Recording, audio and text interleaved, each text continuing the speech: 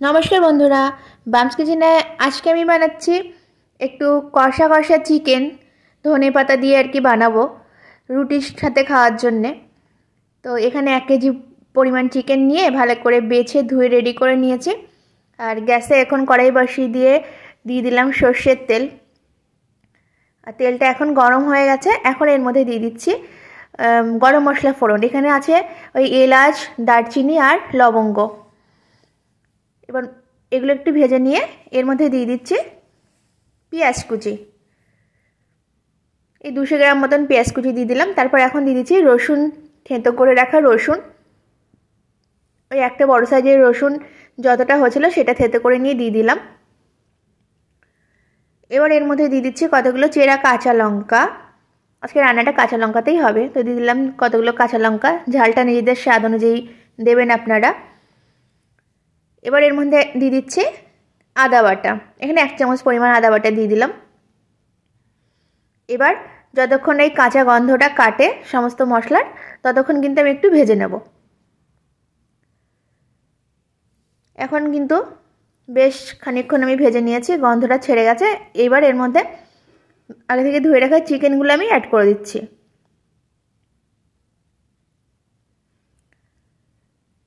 তো চিকেনটা দিয়ে এবার মশলার সাথে কিছুক্ষণ মিশিয়ে আর কি ভেজে নেব।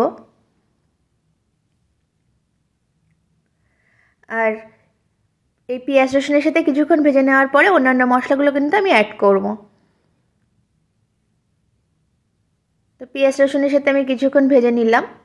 এবার অন্যান্য মশলাগুলো অ্যাড করছি। দিয়ে দিচ্ছি স্বাদ অনুযায়ী লবণ, দিয়ে দিচ্ছি পরিমাণ মতো হলুদ গুঁড়ো, 1 চামচ জিরে গুঁড়ো, 1 চামচ পরিমাণ ধনে গুঁড়ো আর 1/2 চামচ পরিমাণ গোলমরিচ গুঁড়ো, কালো গোলমরিচ যেটা ওটার গুঁড়ো। আর দিয়ে দিচ্ছি কিছুটা স্প্রিং অনিয়নের কুচি। এবার কিন্তু সব মশলার সাথে আর কি মাংসটাকে খুব ভালো করে আমি কষিয়ে নেব।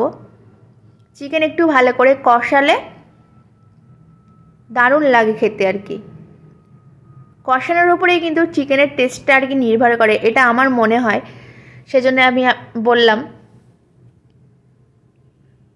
তো এখন কিন্তু আমি একটু লো ফ্লেমে বেশ খানিকক্ষণ ধরে আমি মাংসটাকে কষিয়ে নেব। আজকে একটু আলু দেবো ভাবছি, তো একটু দিয়ে দিলাম। ওই 3-4টে আলু আর কি ছোটো ছোটো টুকরো করে দিয়ে দিলাম। আলুটা আমি ভেজে তারপর দিই, কিন্তু আজকে মনে হলো যে এরকম মাঝখানেই দিয়ে দেবো। নতুন আলু তো ভাজতে লাগেও না। তুমি আলু দেওয়ার পরে কিন্তু বেশ ভালো করে আলুর সাথেও আর কি মাংসটার সাথে আর কি আলু একটু কষিয়ে নিলাম। প্রথমে ভেবেছিলাম আজকে চিকেনে জল দেবো না, কিন্তু যেহেতু আলু দিলাম সেজন্য অল্প একটু জল অ্যাড করে দিচ্ছি। আলুটাও সেদ্ধ হবে আর মাংসটাও সেদ্ধ হয়ে যাবে।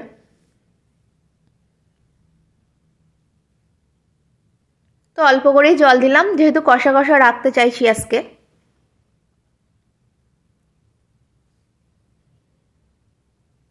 এবার কিন্তু আমি বেশ কিছুক্ষণ এটাকে ফুটতে দেব। এতটাও ঝোল থাকবে না, ঝোলটা আরেকটু কমে যাবে।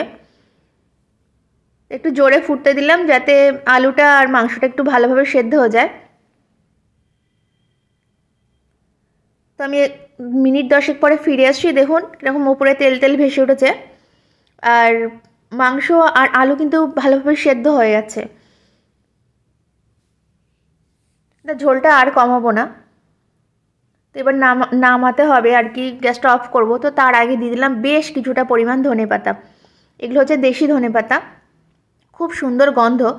তো নামানোর আগে কিন্তু দিয়ে দিলাম। এই শীতের সিজনটা শেষ, শীত এখন শেষের দিকে, ধনেপাতাটাও শেষের দিকে আর কি, এখন আর খুব বেশি পাওয়া যাচ্ছে না বাজারে। তো আজকে মনে হলো একটু ধনেপাতা দিয়ে কষিয়ে কষিয়ে চিকেনটা বানাবো। তো দেখুন আমার কিন্তু রান্না কমপ্লিট। গ্যাসটা কিন্তু অফ করে দিয়েছি। খুব সুন্দর একটা গন্ধ বেরোচ্ছে। আর এটা তো আমি আজকে রুটি দিয়ে খাবো। এটা ভাত দিয়েও খাওয়া যাবে, পরোটা, লুচি সমস্ত কিছুর সাথে কিন্তু খাওয়া যাবে।